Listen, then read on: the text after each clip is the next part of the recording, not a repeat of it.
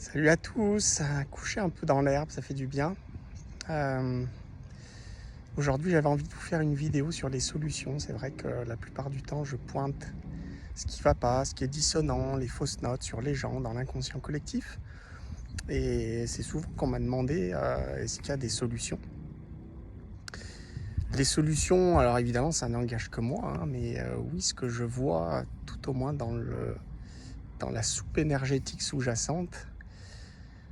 Alors ça fait déjà peut-être 1 ou 2 ans que je perçois ça, mais ça a l'air de se préciser de plus en plus. Ça a l'air de véritablement prendre cette forme en fait dans la matière. C'est une forme de décentralisation de toute chose. J'ai envie de prendre un exemple un petit peu actuel. Je pense que beaucoup ont... Je fais des petits gestes parce qu'il y a des mouches, des moucherons. Je suis dans mon petit verger. Il y a beaucoup qui auront suivi l'actualité et vu que Elon Musk est en train de racheter Twitter. Et actuellement, on est en train de sortir tout doucement du triangle de Cartman, bourreau, sauveur, victime, mais on n'est pas encore sorti sur le plan collectif. Système pyramidal et triangulaire, donc on est bien dans la triangulaire de Cartman. Et en fait, il y a beaucoup qui voient Elon Musk comme le sauveur, c'est-à-dire celui qui va rétablir la liberté d'expression sur Twitter. Moi, j'ai pas l'impression que ça soit une solution dans le sens où, encore une fois, c'est aux mains d'une seule personne. C'est-à-dire qu'on reste à fond dans le système pyramidal où, comme dans une pyramide, ça monte et à la fin, il peut en rester qu'un. Et le problème quand on est comme ça donne le monde actuel, c'est-à-dire finalement où il y a une petite minorité qui possède 99% des richesses et puis les autres qui ont le 1% restant. Et en fait, on voit que de toute façon, ça marche pas. C'est exactement le miroir du cancer, en fait, c'est-à-dire ce qui est dans le macrocosme et dans le microcosme et vice-versa. Donc dans le macrocosme, c'est le système pyramidal.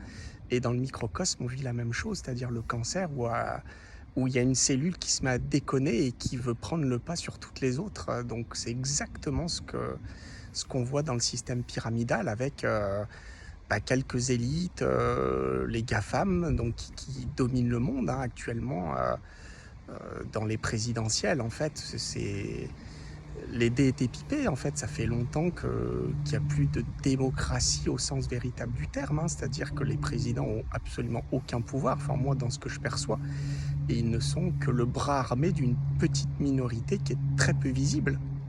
Et l'idée, c'est pas de partir non plus dans des délires conspirationnistes, mais il y a une réalité en fait. Il y a une poignée de gens qui ont une influence énorme avec des moyens énormes.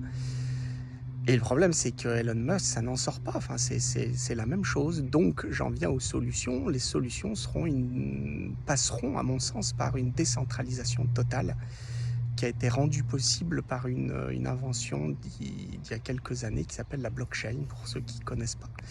Donc moi, ce que je perçois, c'est que c'est ça l'avenir. Après, c'est comme toute chose, c'est-à-dire que dans chaque révolution, chaque invention, chaque innovation, on a la possibilité du meilleur et la possibilité du pire, exactement comme Internet. Internet nous a montré des choses absolument extraordinaires, géniales, une invention fabuleuse et en même temps des hyper glauques, des angles hyper glauques, malsains, qui nous détruisent quelque part, qui nous coupent de plus en plus les uns des autres et paradoxalement qui peuvent de plus en plus nous lier.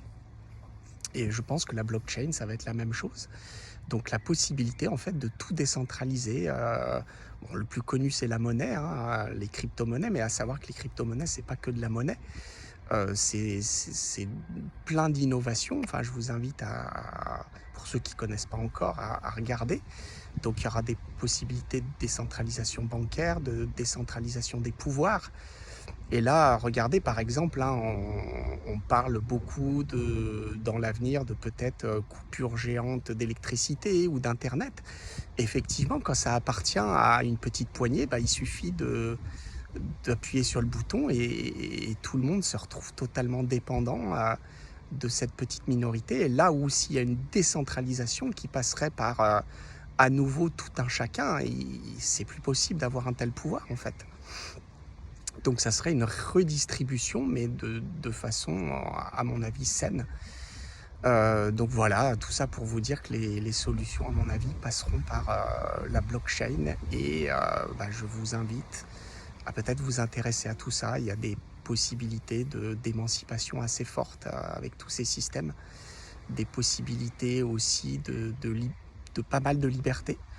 Je discutais avec ma voisine là, ce week-end qui m'expliquait, elle travaille dans le domaine électrique et qui me disait au moment du Covid, elle pensait que sa boîte allait être ruinée.